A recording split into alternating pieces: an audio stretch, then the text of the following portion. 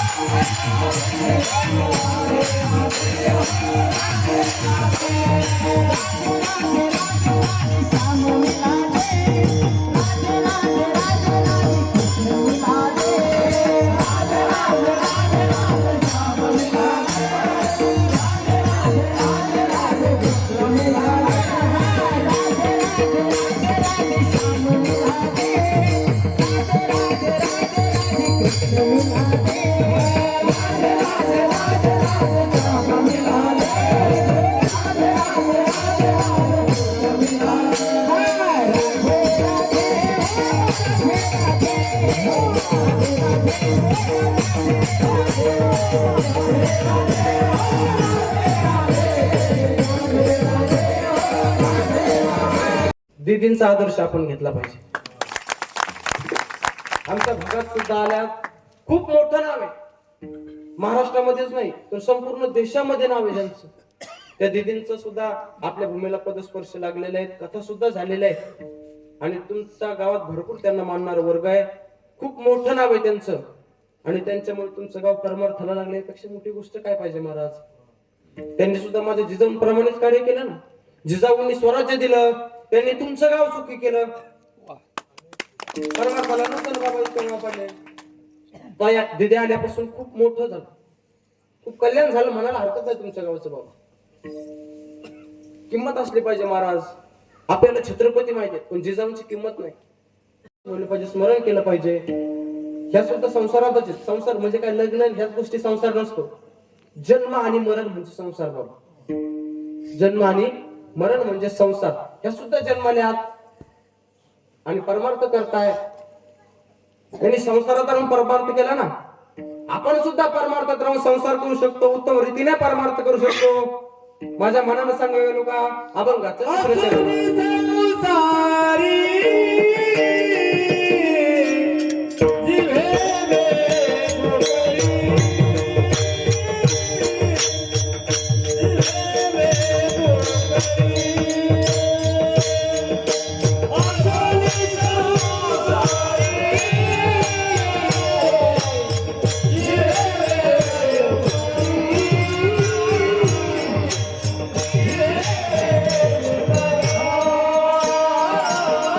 परम पूज्य माऊली संध्या दीदी ये हिंदी भाषिक है, लेकिन ज्ञानेश्वरी तुकाराम गाथा पूरे उत्तर भारत तक उन्होंने लेके गई है.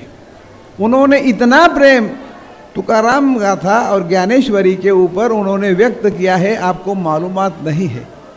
जनसामान्य में मिलजुल के काम किया. हम कितने बार यहाँ आए हुए, तो इनका भी बहुत बड़ा कार्य है. हमको अभी ऐसा लगता है जो हमने ज्ञानेश्वरी लिखी है ये उनके मुंह से हमने सुनी और उसके बाद में हमारे मन में जागृति हुई कि हम भी हिंदी भाषा में लिखे, कुछ तो भी करें. क्योंकि हिंदी भाषिक लोगों को मराठी भाषा समझती नहीं है और वो भी ज्ञानेश्वरी की प्राचीन भाषा समझती नहीं है.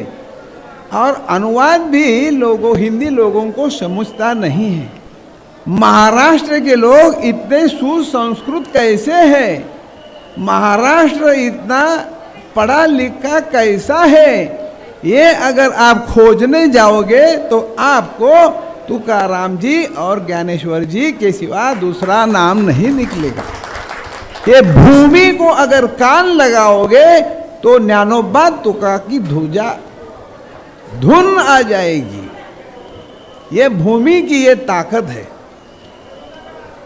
जब उत्तर भारत में कोई अटैक आता है तो सह्याद्री हिमालय को कुछ गड़बड़ होती है तो सह्याद्री भाग के जाता है। महाराष्ट्र भूमि की परंपरा है। ये हमारी महाराष्ट्र की भूमि की जो परंपरा है वो सब लोगों को समझनी चाहिए। इसीलिए गुरुकुल हमारा कार्य कर रहा है। और परम पूज्य माऊली जी, संध्या दीदी जी, उनकी जो भाषा है, उनकी भाषा से हमने हिंदी भाषा सीखी है। तो उनका बहुत बड़ा उपकार मेरे ऊपर है। उनकी वजह से मैं लिख सकता हूँ, बोल सकता हूँ। मैंने कितने कितने उनके कीर्तन सुने हैं, कितने कितने उनके प्रवचन सुने हैं, कथा सुनी है, ज्ञानेश्वरी सुनी है। तो मेरे मन में उनके प्रति अत्यंत श्रद्धा भाव है। परम पूज्य माऊली जी का सत्कार आष्टेकर मैडम करेंगे।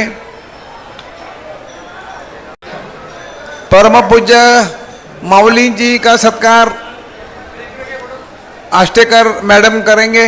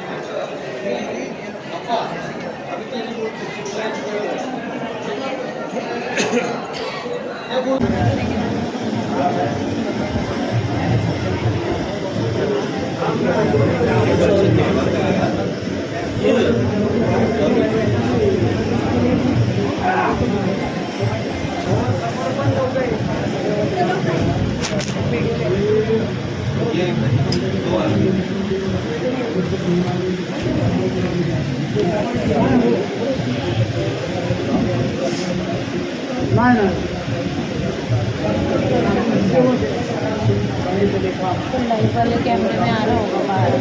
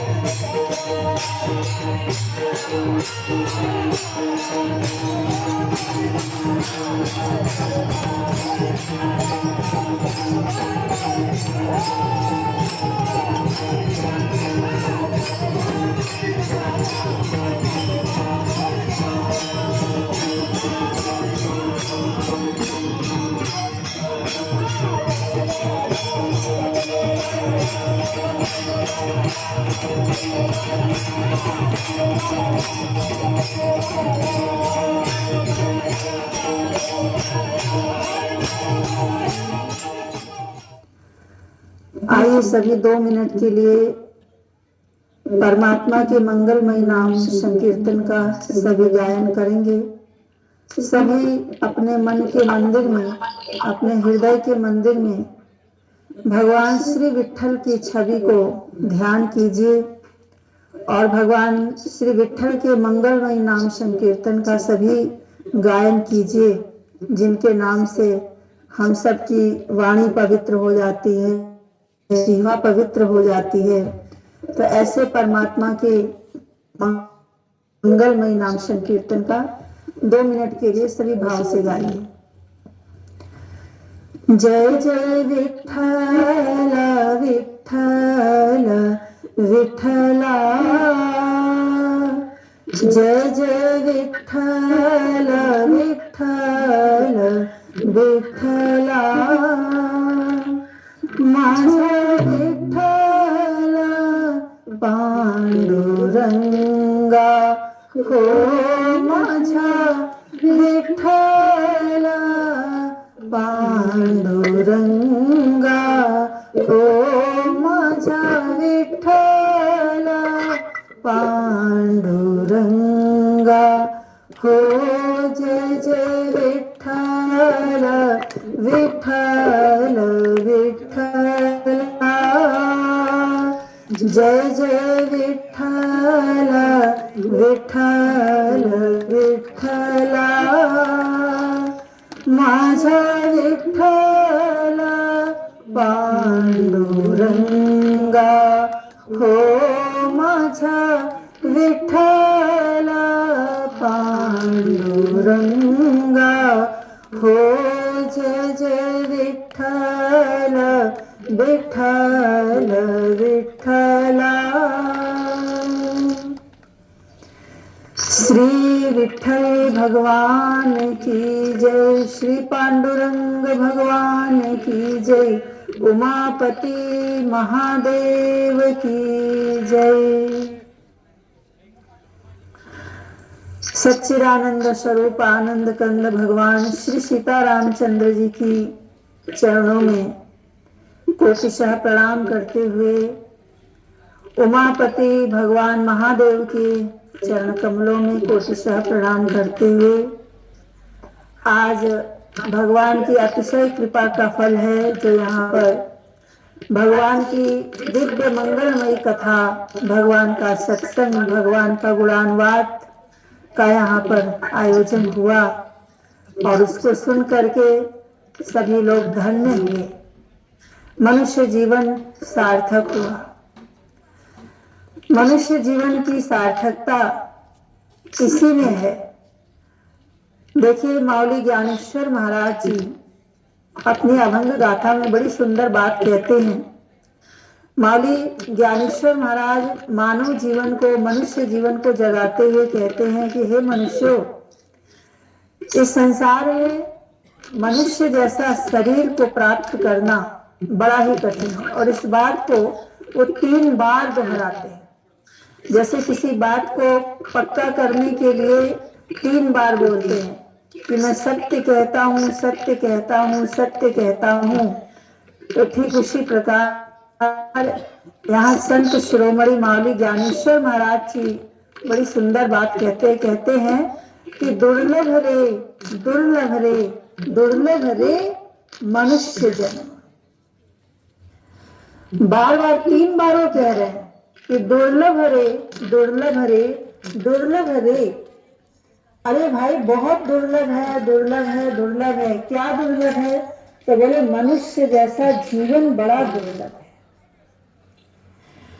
मनुष्य जैसा जन्म, मानव जैसा शरीर को प्राप्त करना ये बड़ा दुर्लभ है। क्योंकि ऐसा जीवन बड़े भाग्य से अनेक जन्म भोगने के बाद, 84 लाख यातनाओं के बाद, 84 लाख नरक भोगने के बाद तब जाकर यह जीवन प्राप्त होता है। जैसा कि पूज्यपाद गोस्वामी तुलसीदास जी भी इस बात को कहते हैं कि बड़े भाग्य मानुष तन पावा। लेकिन अगर भगवान की भक्ति इस शरीर से नहीं किया, भगवान की सेवा इस शरीर को पा करके नहीं किया, भगवान का कोई कार्य तुमने इस शरीर को लेकर के नहीं किया, मन से भगवान का चिंतन नहीं किया, इंद्रियों से भगवान की कोई सेवा गुणानुवाद नहीं किया, तो उसका जन्म लेना क्या है? माउली ज्ञानेश्वर कहते हैं, उपजोनि नर देहि जासी हरि भक्ति नाही। जिसको हरि भक्ति नहीं है, जिसे परमात्मा का प्रेम नहीं है, वो कैसा है उसका जन्म? तोची भूमि भार पाही, व्यर्थ जन्म त्याचा गेला। तोची भूमि भार पाही, तोची भूमि भार पाही। माली ज्ञानेश्वर कहते हैं कि उसका जन्म इस धरती पर बोझ है। जैसे गधे बोझ ढोते हैं, बोझ उठाते हैं, उस प्रकार से मनुष्य जैसा जीवन प्राप्त करके अगर केवल पशुओं जैसा काम किया, आहार निद्रा भय भोग के लिए ही अगर सारा दिन आपने गवा दिया, विषयों में आपने अपने मनुष्य शरीर को गवा दिया, भोगों में गवा दिया, मैं मेरा मी माझे मी माझे मी माझे करते करते तुमने जीवन को गवा दिया, तो माली ज्ञानेश्वर कहते हैं तोची भूमि भार पाही, व्यर्थ जन्म त्याचा गेला, व्यर्थ जन्म त्याचा गेला। उसका जन्म व्यर्थ चला गया। मनुष्य जैसा जन्म मिला था, लेकिन मनुष्य जैसा जन्म पाकर के, ऐसी सुंदर शरीर पाकर, ऐसा मन पाकर के भगवान का मनन नहीं किया, संसार का मनन किया। ऐसा सुंदर चित्त पाकर के तुमने अगर भगवान का चिंतन नहीं किया, हरि का चिंतन नहीं किया और विषयों का चिंतन किया, ऐसे सुंदर हाथ पैर पाकर के अगर भगवत सेवा नहीं किया और केवल संसार प्रपंच में गवा दिया, तो माली ज्ञानेश्वर की वाणी कि उसका जन्म व्यर्थ है। तोची भूमि पाही,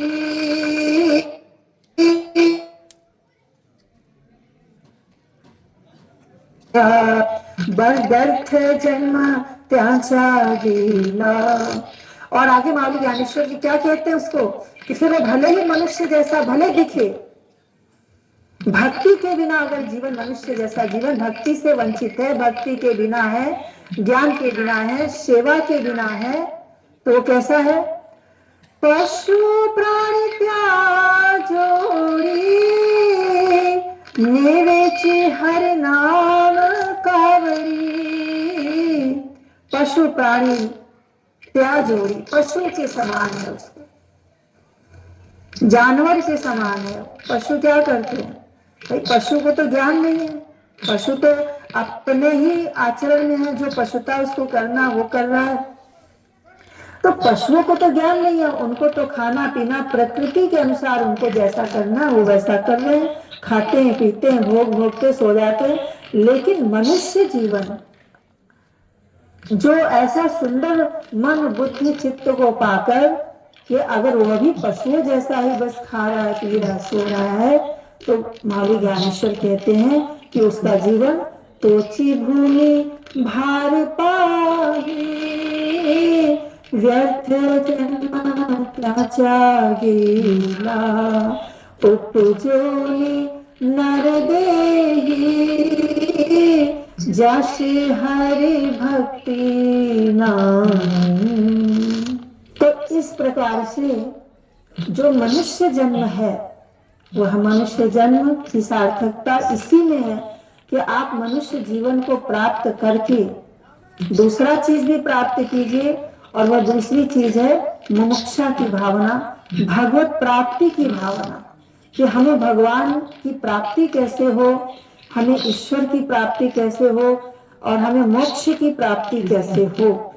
यह मनुष्य जीवन की इसी में सार्थकता है कि जो जीवन मोक्ष प्राप्त करने के लिए मिला है, ईश्वर को प्राप्त करने के लिए मिला है, तो वह प्राप्ति कैसे हो। तो उसके लिए तीसरी चीज क्या है?